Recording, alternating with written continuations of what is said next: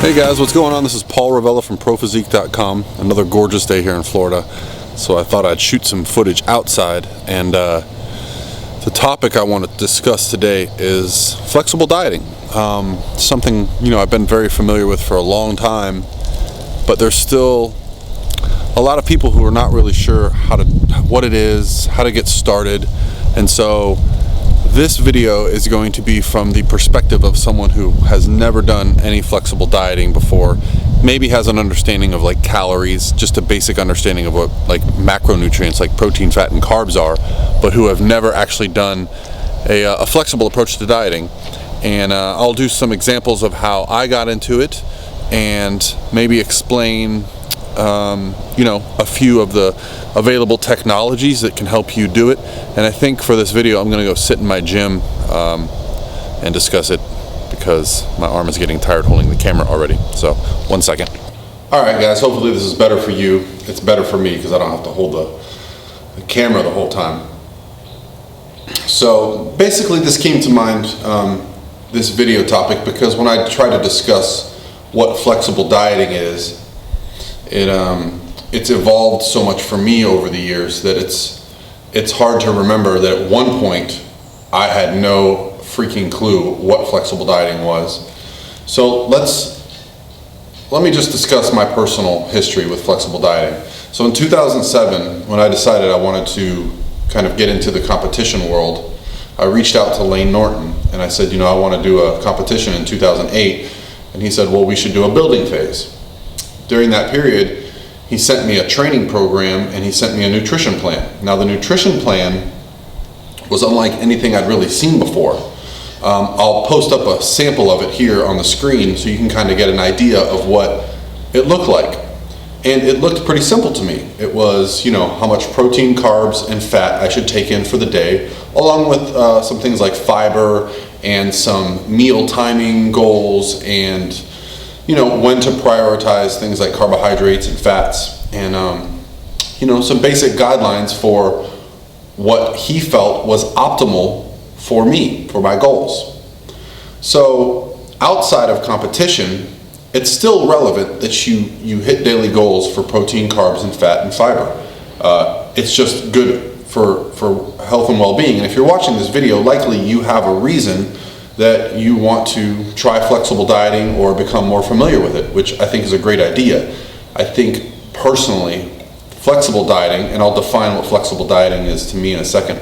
Flexible dieting is the way to a sustained, happy lifestyle in fitness.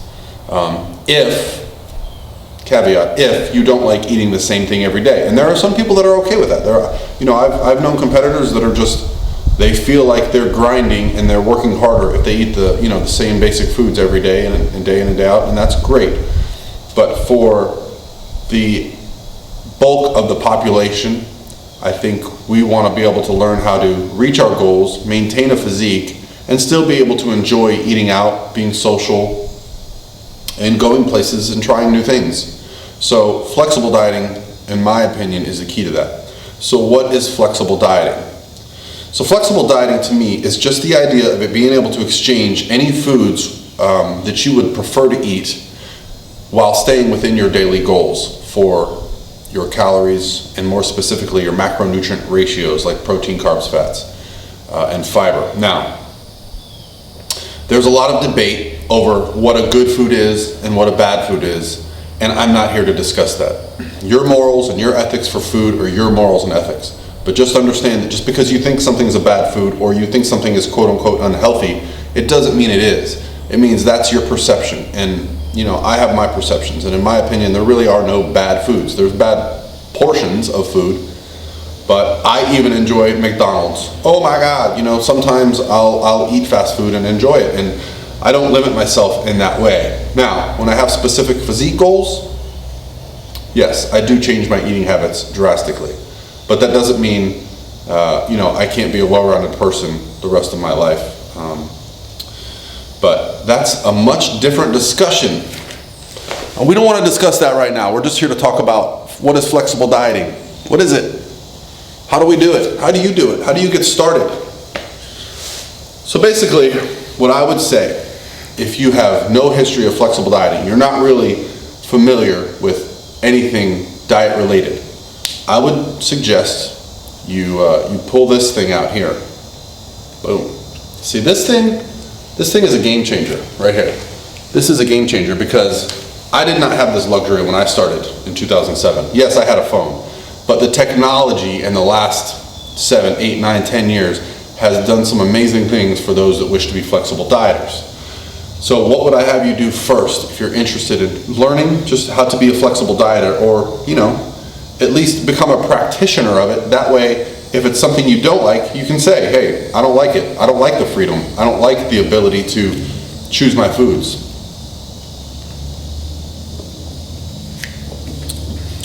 Some people, myself included at certain times, like the rigidity of a meal plan. But here's the beauty of it. You can be a flexible dieter and still create your own meal plan. Yeah, it's true. So, first things first, apps. So there's a few really popular apps. This is probably the most popular app right now. Not sure if you can focus in on that, if you can see it, but it's called MyFitnessPal. MyFitnessPal for a long time was pretty much the dominant force in macro tracking, calorie tracking apps. I don't use it anymore. I don't really recommend my clients use it anymore, but it's still great for general use. Now, if you want a fantastic option, which is much better in my opinion, I would highly suggest checking out My Macros Plus. That is developed by a friend of mine named Jason Lowy.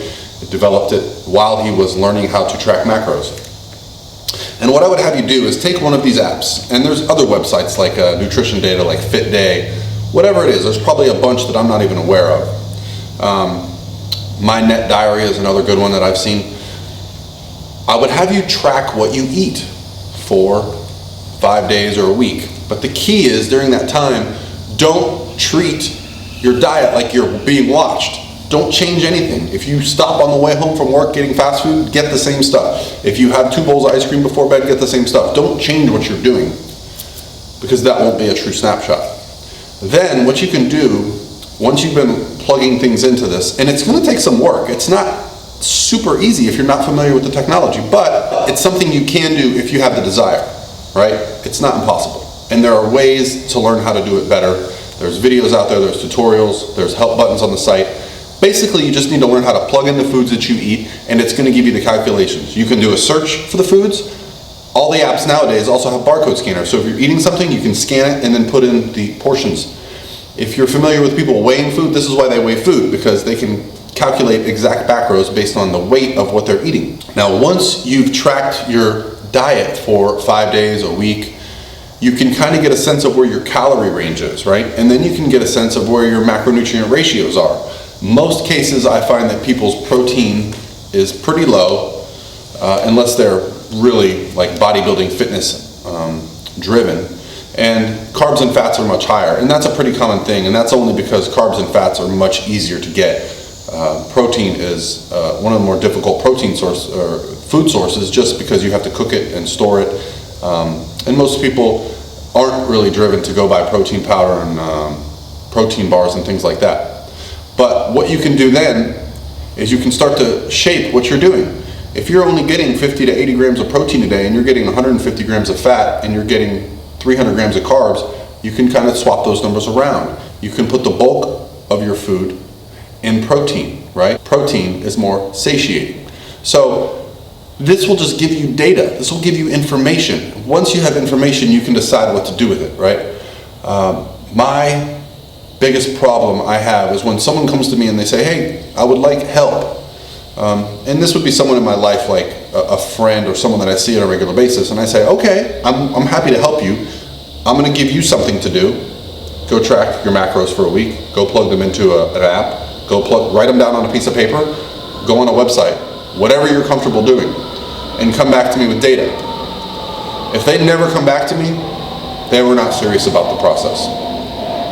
So I find it very beneficial to have someone go out and do this, because that tells me right off the bat they are serious. Now, when I first got my plan from Lane in 2007, and it said 200 grams of whatever protein and carbs and fats, when I looked at those numbers, I was a bit boggled, because I didn't really know how to hit those targets.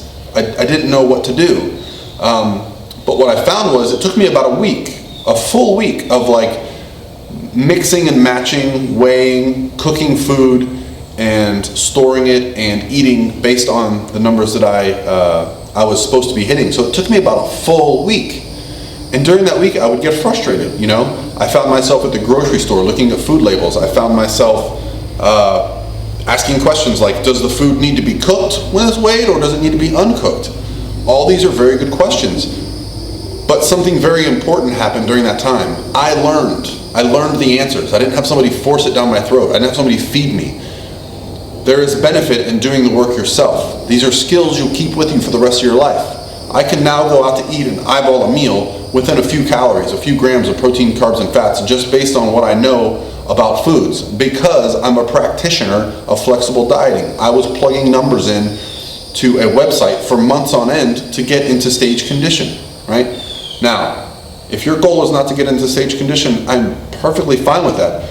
This video is actually not for people who want to compete. This video is more for anyone in the general public or who's interested in the idea of tracking macros. The first step is to just be a practitioner. Be someone who actually puts into practice the idea of tracking what you're eating. For many people, that's the most intimidating part of this process. You know, you tell someone at the gym who's asking you how you got in such great shape, and you say, oh, well, how many calories are you taking in, or what are your macronutrients like? And they just give you that blank stare. And you know immediately they have no interest in tracking their diet. A lot of people just want that quick solution, like let's just add this supplement in, let's just add this cardio in, let's just change this variable. Oh, you're eating red meat? No, you should switch to all fish. That's all horseshit, okay? It doesn't matter if you change one variable if you don't change your lifestyle. And flexible dieting will allow you to change your lifestyle and be able to spend time with family and friends and still reach your goals. So I hate to sound like someone who is rah flexible dieting, because I also understand people don't want to do it. They don't want to track their macros. But for me, for sustainability of lifestyle, for understanding, it's a very valuable tool. So I'm going to put some pictures in here of, you know, my macronutrients, some food labels so you can kind of get an idea. Every food label must have listed, at least in the United States, it must have listed the calories, the protein, the carbs, the fats, the fiber, and the sodium and potassium and all these things. And what I like to do is I like to create my own food in my database based on what I eat that I fill in. I don't like to use the search functions. That just gives me more confidence that what I'm plugging in is actually what I'm eating. So find what works best for you. Tinker around with the different types of websites and apps. Don't feel pressured that you have to figure it all out in one day. It's about just kind of etching away at it little bit by little bit and figuring out, you know, if let's say you're trying to hit your protein goals for the day, but you don't have a lot of fat left. You'll learn what the leaner sources of protein are. Likewise, let's say you have a bunch of carbs left for your daily goals, but you don't have a lot of fat left. You'll learn what some carb sources are that have no fat, okay? That's the learning process. Being able to look at a food and no longer just seeing potato, rice, chicken, broccoli, cookie. You can look at that and go, that's about 20 grams of carbs and about 2 grams of fat. It becomes much more sustainable if you have specific goals that you're working towards. Hopefully this was helpful, because again, my perspective is a bit skewed because I've been doing this for almost a decade, and but I still remember the struggle. I remember the first week that I was given the plan by Lane and thinking, what the hell is this? But I also remember thinking, if this is what he sent me, and this is what he does, and this is what his other clients are doing that look amazing, I'm going to do it. I just have the type of personality that's not going to be outdone by someone else. And I think if you're watching this video, you're probably similar. So hopefully you can relate and enjoy the content. And I love the feedback. And if anybody has anything more specific they want answered, maybe I'm just glossing over something completely, I would really appreciate hearing about that. I love doing these type of videos where I can kind of get specific and give my own personal history with something. So thank you guys. I hope you enjoyed it. Please subscribe if you enjoy the content. I've got a lot of new subscribers lately, and I have to tell you, it's exciting and motivating for me to be getting closer to that 10,000 subscriber number. And I plan to continue putting out, content that I enjoy doing and that you guys enjoy watching. So please subscribe, and let's keep this thing going. Until then, it's Paul from ProPhysique.com. Thanks, guys.